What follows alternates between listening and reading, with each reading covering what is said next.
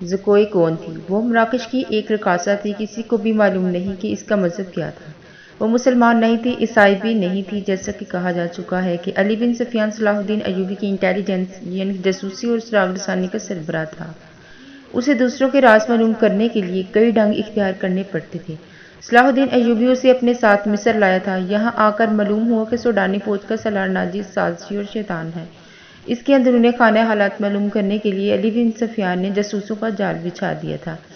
اسے راز کی ایک بات یہ معلوم ہوئی کہ ناجی حسن بن صبا کے فدائیوں کی طرح مخالفین کو حسین لڑکیوں اور حشیش سے پھانستا اپنا گرویدہ بناتا یا مراد بنا دیتا ہے۔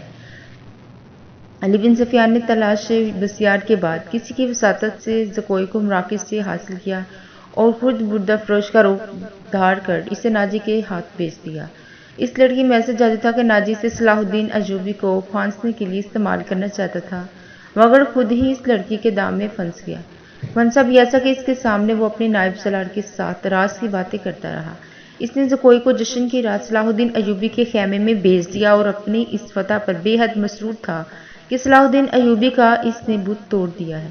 اب وہ اس لڑکی کے ہاتھوں اسے شراب بھی پلا سکے گا اور اسے اپنا مرید بنا لے گا، مگر اس کے فرشتوں کو بھی معلوم نہ ہو سکا کہ زکوئی صلاح الدین ایوبی کی ہی جاسوسہ تھی۔ وہ اسے خیمے میں رپورٹیں دیتی رہی اور صلاح الدین ایوبی سے ہدایت لیتی رہی تھی۔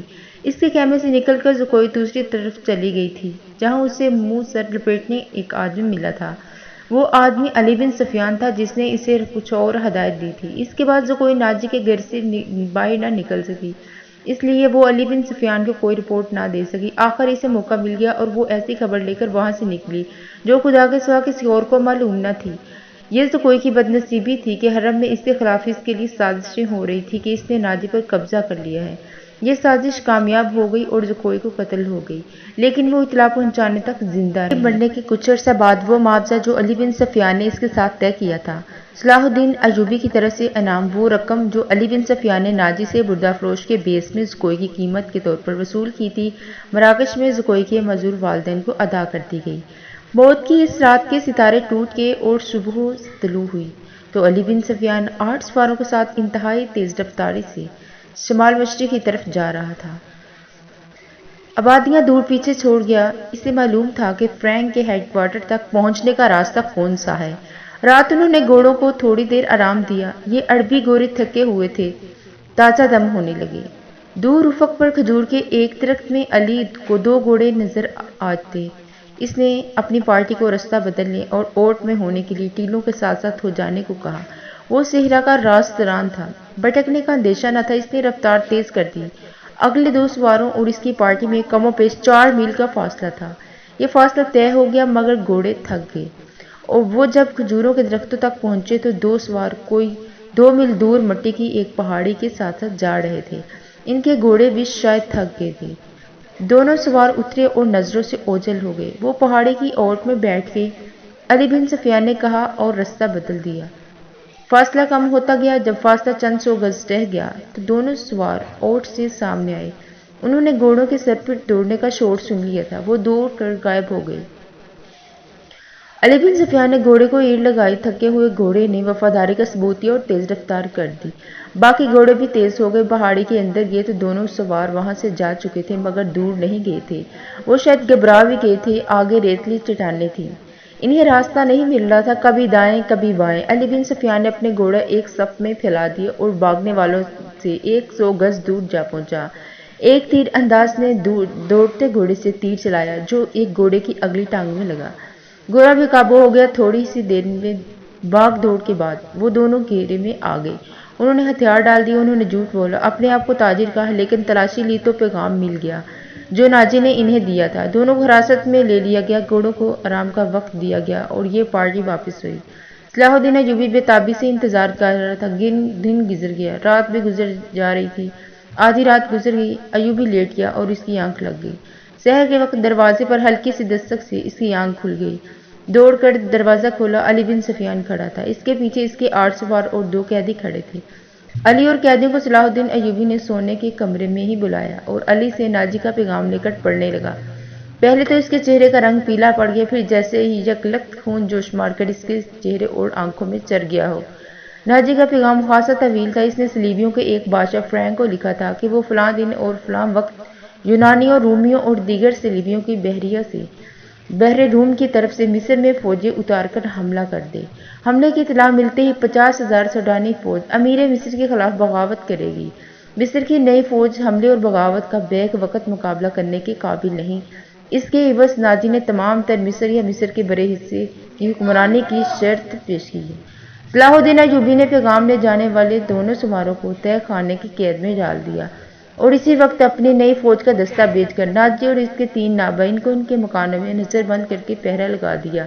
ناجی کے حرم کی تمام عورتیں آزاد کر دی گئیں۔ اس کے ذاتی خزانے کو سرکاری خزانے میں ڈال دیا گیا اور ساری کارروائی خفیہ رکھی گئی۔ صلاح الدین ایوبی نے علی بن سفیان کی مدد سے ناجی کے اس خط میں جو پکڑ لیا گیا تھا حملے کی تاریخ کو مٹا کر اگلی تاریخ لکھ دی۔ وہ ذہین آدمیوں کو یہ پیغام دے کر شاہ فرینک کی طرف روانہ کر دیا گیا۔ ان آدمیوں کو یہ ظاہر تھا کہ وہ ناجی کے پیغمبر ہیں۔ انہیں روانہ کر کے اس سوڈانی فوج کو مصری فوج میں منضم کرنے کا حکم روک لیا۔ 8ویں روز پیغمبر واپس آ گئے۔ وہ ناجی کا پیغام دے آئے اور فرینک کا جواب ناجی کے نام لے آئے تھے۔ فرینک نے لکھا تھا کہ حملے کی تاریخ سے 2 دن پہلے سوڈانی فوج بغاوت کر دے تاکہ صلاح الدین ایوبی کو صلیبیوں کا حملہ روکنے کی ہوش ہی نہ رہے۔ علی بن سفیان نے صلاح الدین ایوبی کی اجازت سے ان 2 پیغمبروں کو نظر بند کر دیا۔ یہ باعزت نظر بندی تھی جس میں ان دونوں کے آرام اور بہترین خوراک وغیرہ کا خصوصی انتظام کیا گیا تھا۔ یہ ایک احتیاطی تدابیر تھی تاکہ یہ راز فاش نہ ہو جائے۔ صلاح الدین ایوبی نے بحر روم کے ساحل پر ان مقامات پر اپنی فوج کو چھپا دیا جہاں صلیبیوں کی بحریہ کو لنگر انداز اور فوجیں اتارنی تھیں۔ اس نے ان مقامات سے دور اپنی بحریہ بھی چھپا دی۔ حملے میں ابھی کچھ دن باقی تھے۔ ایک مورخ سراج الدین نے لکھا کہ سوڈانی فوج کے صلیبیوں کے حملے سے پہلے ہی بغاوت کر دی۔ صلاح الدین ایوبی نے طاقت سے نہیں بلکہ ڈپلومیسی اور حسن سلوک سے دبا لی۔ بغاوت کی ناکامی کی ایک وجہ یہ بھی تھی کہ باغیوں کو اپنا سلاح ناجی کہیں نظر نہیں آیا تھا اور اس سے کوئی نائب بھی سامنے نہ آیا۔ وہ سب قید میں تھے۔ مگر ایک اور مورخ لکھتے ہیں کہ سوڈانی فوج نے حملے کے بعد بہت بغاوت کی تھی۔ تاہم یہ دونوں مورخ باقی واقعات پر متفق نظر آتے ہیں۔ دونوں نے لکھا کہ صلاح الدین ایوبی نے ناجی اور اس کے نابین کو قید میں سزائے موت دے کر رات کے وقت گمنام قبروں میں دفن کر دیا۔ ان دونوں مورخوں اور تیسرے مورخ لین پول نے بھی صلیبیوں کی بحریہ کے اعداد و شمار ایک ہی جیسے لکھے۔ وہ لکھتے ہیں کہ خط میں دی ہوئی تاریخ کے عین مطابق صلیبیوں کی بحریہ جس میں فرینک کی، یونانیوں کی اور رومیوں کو سسلی کی بحریہ شامل تھی متحدہ کمان میں بحر روم میں نمودار ہوئی۔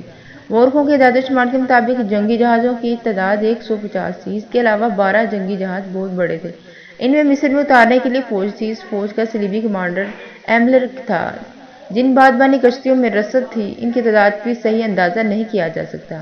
جہاز 2 قطاروں میں آ رہے تھے۔ صلاح الدین ایوبی نے دفاع کی کمان اپنے پاس رکھی۔ اس نے صلیبی کی بحریہ کو ساحل کے قریب آنے دیا۔ سب سے پہلے بڑے جہاز لنگر انداز ہوئے۔ اچانک ان پر آگ برسنے لگی۔ یہ منجنیقوں سے پھینکی ہوئی شعلیں تھیں جسے آگ کے گولے اور ایسے تیز تھے کہ جن کے پیچھے حصے جلتی ہوئی مچھلوں کی مانند تھے۔ مسلمانوں کی برسائی ہوئی آگ نے جہازوں کے اور کشتیوں کے بادبانوں کو آگ لگا دی۔ جہاز لکڑی کے بنے ہوئے تھے، فوراً جل اٹھے۔ ادھر سے مسلمانوں کے چھپے ہوئے جہاز آئے، انہوں نے بھی آگ ہی برسائی۔ یوں معلوم ہوتا تھا کہ جیسے بحر روم جل رہا ہو۔ صلیبیوں کے جہاز رخ موڑ کر ایک دوسرے سے ٹکر کھانے لگے۔ ان میں سے صلیبی فوج سمندر میں کود گئی۔ ان میں سے جو سپاہی ساحل کی طرف آئے وہ صلاح الدین ایوبی کے تیروں کا نشانہ بنے۔ ادھر نور الدین زنگی نے شاہ فرینک کی سلطنت پر حملہ کر دیا۔ فرینک نے اپنی فوج کو مصر میں داخل کرنے کے لیے خشکی کے ذریعے روانہ کر دیا۔ فرینک صلیبیوں کی بحریہ کے ساتھ تھا۔ اسے اپنے ملک پر حملے کی اطلاع ملی تو بڑی مشکل سے جان بچا کر اپنے ملک میں پہنچا، مگر وہاں کی دنیا ہی بدل چکی تھی۔ بحر روم میں صلیبیوں کا متحدہ بیڑا نظر آتش ہو گیا اور فوج جل کر ڈوب کر ختم ہو گئی۔ صلیبیوں کا ایک کمانڈر ایملک بچ گیا۔ اس نے ہتھیار ڈال کر صلح کی درخواست کی جو بہت بڑی رقم کے عوض منظور کر لی گئی۔ یونانی اور سسلی والوں کے کچھ جہاز بچ گئے تھے۔ صلاح الدین ایوبی نے انہیں اپنے جہاز واپس لے جانے کی اجازت دے دی، مگر راستے میں ایسا طوفان آیا کہ تمام تر بچے کھچے جہاز غرق ہو گئے۔ بیشتر مورخین اور ماہرین حرب و زرد میں صلاح الدین ایوبی کی اس فتح کا سہرا ایک انٹیلیجنس سروس کے سربراہ رکاسہ کوئی کا ذکر اس دور کے ایک مراکشی واقعہ نگار اسد الاسدی نے کیا، اور علی بن سفیان کا تعارف بھی اسی واقعہ نگار کی تحریر سے ہے۔ یہ تو ابتدا تھی۔ صلاح الدین ایوبی کی زندگی پہلے سے زیادہ خطروں میں گھر گئی۔ یہ کہانی یہاں ختم ہوتی ہے۔ نیکسٹ کہانی اگلی قسط میں، جس کا نام ہے 7ویں لڑکی۔